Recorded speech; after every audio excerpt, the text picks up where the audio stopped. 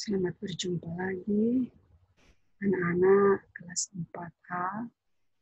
Hari ini kita akan belajar kembali muatan pelajaran Bahasa Indonesia dengan KD 32, yaitu menggali informasi dari seorang tokoh melalui wawancara.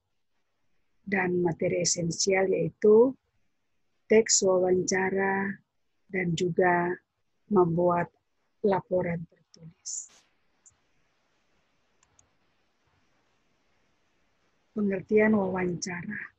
Wawancara adalah kegiatan tanya jawab yang dilakukan untuk memperoleh informasi secara rinci tentang suatu hal atau peristiwa. Tujuan wawancara adalah untuk memperoleh informasi tentang suatu hal yang belum kita ketahui. Orang yang mewawancarai itu disebut pewawancara. Ini seperti dalam contoh gambar, orang yang mewawancarai ini disebut pewawancara. Tugasnya yaitu mengajukan pertanyaan. Sedangkan orang yang diwawancarai itu disebut narasumber. Seperti ini adalah seorang narasumber. Tugasnya yaitu menjawab pertanyaan.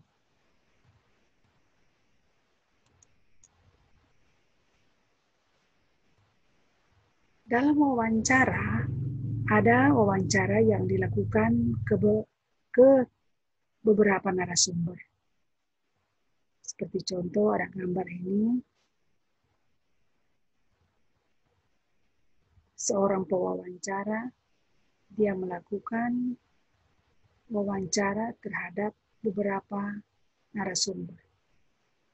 Di sini ada 3 narasumber. Atau ada wawancara yang dilakukan kepada satu narasumber atau disebut juga wawancara tunggal. Jadi seorang mengadakan wawancara hanya kepada satu narasumber. Mari kita lihat hal-hal yang harus dilakukan sebelum kita mengadakan wawancara. Yang pertama, kita harus tentukan topik wawancara. Nah, topik wawancara ditentukan berdasarkan hal atau peristiwa yang ingin diketahui. Apa itu topik? Topik itu yaitu hal utama yang akan diwawancarai. Kemudian yang kedua, buatlah daftar pertanyaan yang akan diajukan saat wawancara. Nah, daftar pertanyaan yang dibuat harus dalam bentuk kalimat tanya yang menggunakan kata tanya. Seperti kita ketahui, kita sudah belajar bagaimana membuat kalimat tanya dengan menggunakan kata tanya. Kata tanya itu seperti apa, apakah, bagaimana, mengapa, berapa, kapan, di mana, kemana, dari mana. Nah itu contoh-contoh kata tanya. Dan Ibu percaya anak-anak sudah dapat membuat kalimat tanya karena itu kita sudah pelajari pada pelajaran sebelumnya. Nah yang ketiga, tentukan narasumber yang akan diwawancarai. Narasumber harus merupakan orang yang ahli atau yang menguasai topik yang akan diwawancarai. Misalnya, kita akan mengetahui topik tentang penyakit virus corona. Nah, tentunya yang kita akan wawancarai atau narasumber alangkah baiknya orang yang ahli, orang yang lebih memahami tentang penyakit COVID-19 atau tentunya orang yang berprofesi sebagai dokter.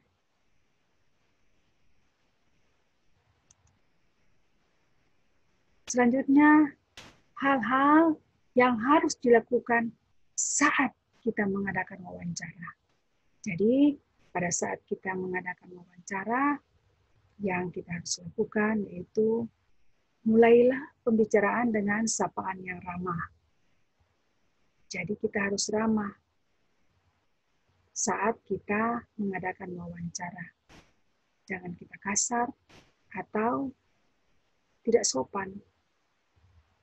Kemudian selanjutnya perkenalkan diri. Sebelum kita mengadakan wawancara, kita harus perkenalkan dulu diri kita kepada narasumber atau orang yang kita akan wawancarai. Yang ketiga yaitu ajukan pertanyaan dengan jelas.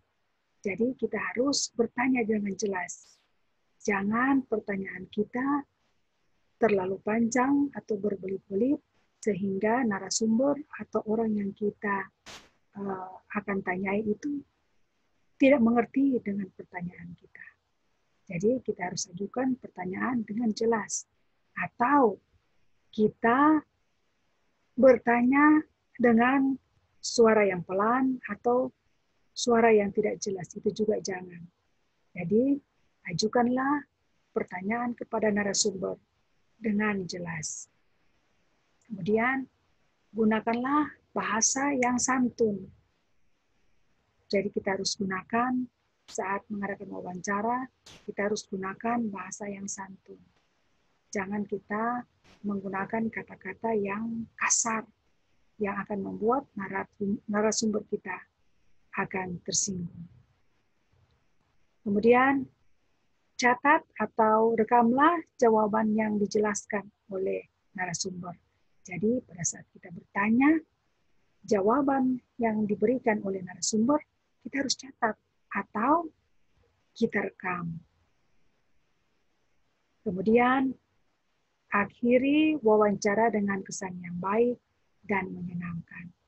Jadi, pada saat kita akan mengakhiri wawancara, kita harus memberikan kesan yang baik. Tentunya, hal-hal yang baik yang kita harus lakukan, misalnya kita berterima kasih atas waktu yang sudah disediakan oleh narasumber. Kemudian kita berterima kasih juga atas pertanyaan-pertanyaan yang sudah boleh dijawab oleh narasumber. Nah, itu hal-hal yang harus dilakukan saat kita mengadakan wawancara. Selanjutnya, apa hal-hal yang harus diperhatikan saat kita mengadakan wawancara? Hal-hal yang harus diperhatikan saat wawancara. Nah, pertanyaan yang diajukan sebaiknya menggunakan kalimat yang efektif dan mudah dipahami.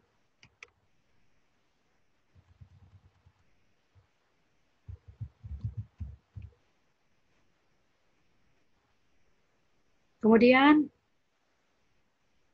penampilan saat wawancara harus sopan. Kemudian, sikap saat wawancara harus baik.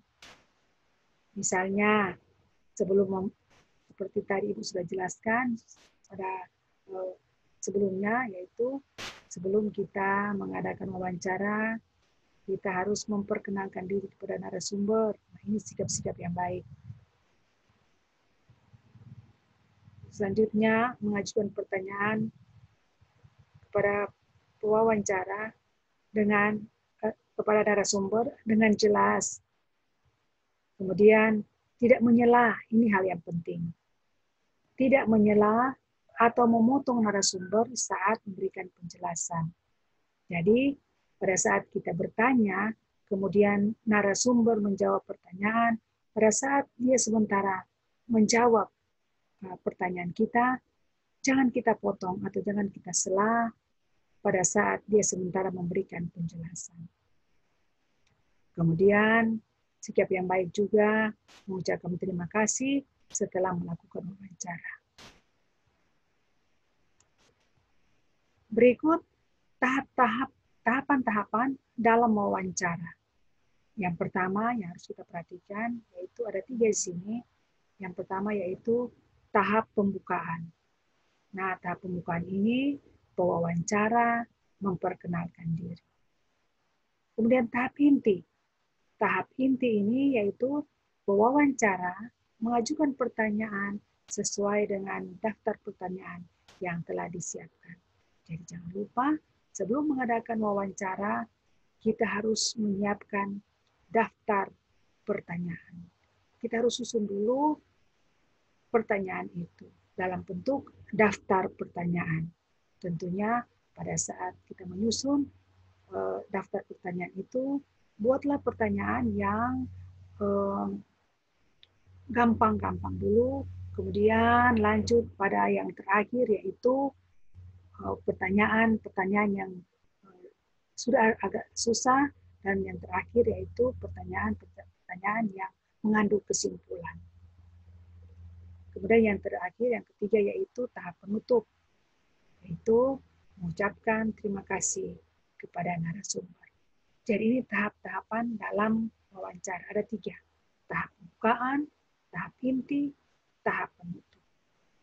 Ibu harapkan anak-anak dapat mengerti tahap pembukaan itu bagaimana, tahap inti itu bagaimana, dan tahap penutup itu bagaimana.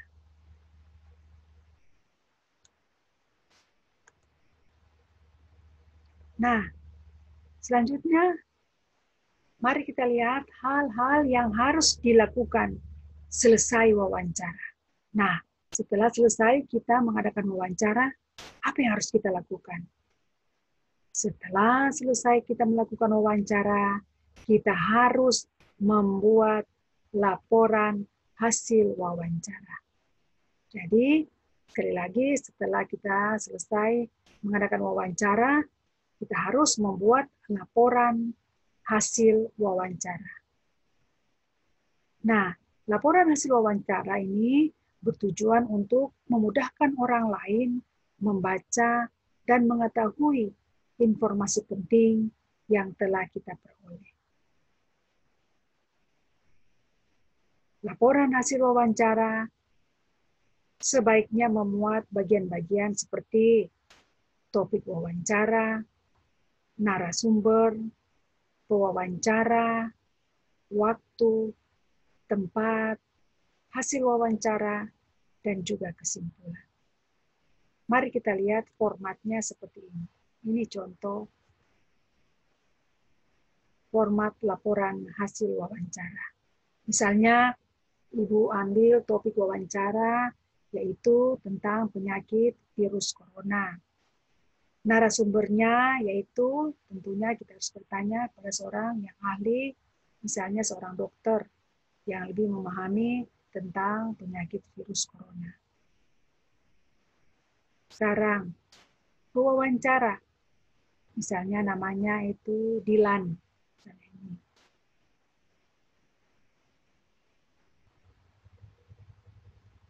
Kemudian, waktu wawancara, misalnya hari Sabtu, 5 September 2020. Kemudian, tempat wawancara, yaitu misalnya di RSU Menembo-Nembo.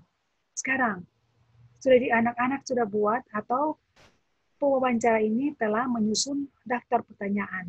Ada 5 daftar pertanyaan yang dia buat. Dia susun dulu daftar pertanyaan, seperti ini misalnya.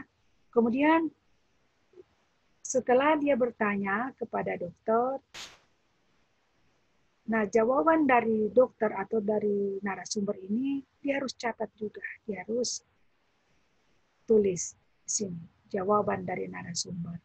Misalnya dia bertanya, apakah penyakit virus corona itu? Dijawab oleh narasumber, penyakit virus corona adalah penyakit menular yang disebabkan oleh virus corona. Ini dia harus tulis. Kemudian pertanyaan berikut, apakah gejala ringan orang terkena virus corona? Nah, dijawab oleh dokter ini gejalanya yaitu demam, batuk kering, dan kelelahan. Dan pertanyaan-pertanyaan selanjutnya yang diajukan, kemudian jawaban-jawaban selanjutnya yang dijawab oleh narasumber, itu harus dicatat atau harus dibuat laporan seperti ini. Dan pada akhirnya ada kesimpulannya, yaitu kesimpulan dari hasil wawancara ini, yaitu pewawancara bisa menulis seperti ini. Penyakit virus corona merupakan penyakit yang sangat menular. Oleh sebab itu, kita harus berhati-hati dengan virus ini. Nah, ini contoh laporan hasil wawancara. Sampai di sini dulu pelajaran kita tentang hasil wawancara. Nah, setelah ini anak-anak akan mengerjakan tugas dengan menjawab pertanyaan sesuai dengan materi yang sudah Ibu jelaskan tadi. Misalnya, apa yang dimaksud dengan wawancara, apa tujuan wawancara, disebut apakah orang yang diwawancarai, apa tugas pewawancara. Nah, pertanyaan kelima, sebutkan tahap-tahap dalam wawancara. Nah, ini semua jawabannya ada di materi yang sudah Ibu jelaskan tadi.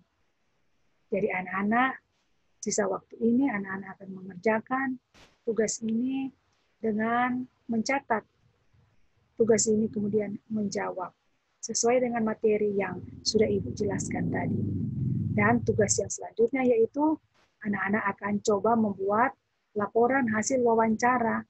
Nah, di sini Ibu sudah menentukan topik wawancara yaitu merawat tanaman. Nah, sebagai narasumber, bisa anak-anak mengadakan wawancara kepada orang tua, mama, papa, atau mungkin anak-anak punya tukang kebun di rumah, anak-anak bisa menjadikan itu narasumber untuk anak-anak mengadakan wawancara mengenai bagaimana merawat tanaman. Dan pewawancara tentunya anak-anak menulis ini nama anak-anak. Kemudian waktu wawancara kapan anak-anak bisa tulis di sini. Kemudian tempat wawancara juga anak-anak bisa buat di sini, tulis di sini. Kemudian anak-anak yang pertama tentu anak-anak akan menentukan membuat dulu daftar pertanyaan. Buat dulu daftar pertanyaan dengan membuat kalimat tanya yang menggunakan kata tanya yang menyangkut tentang bagaimana merawat tanaman. Setelah anak-anak membuat kalimat ini, anak-anak mengadakan wawancara kepada narasumber. Seperti Ibu bilang tadi, misalnya kepada mama, kepada papa, atau mungkin kalau ada tukang kebun, anak-anak bisa bertanya kepada tukang kebun. Nah, setelah mengadakan wawancara, kemudian narasumber memberikan jawaban, anak-anak tulis di sini jawabannya. Dari setiap pertanyaan, 3 pertanyaan yang anak-anak ajukan. Setelah itu anak-anak memberikan kesimpulan. Nah, ingat, pada saat anak-anak melakukan wawancara, anak-anak harus membuat dokumentasi, membuat foto, atau anak-anak memvideokan pada saat anak-anak melakukan wawancara kepada narasumber. Nah, tugas ini nantinya anak-anak akan kirim kembali setelah selesai membuatnya, anak-anak akan mengirimnya kembali melalui grup WA. Demikian dulu pelajaran kita hari ini. Jika ada pertanyaan, selanjutnya silakan anak-anak bertanya di grup WA. Sampai di sini dulu perjumpaan kita. Terima kasih. Sampai jumpa kembali.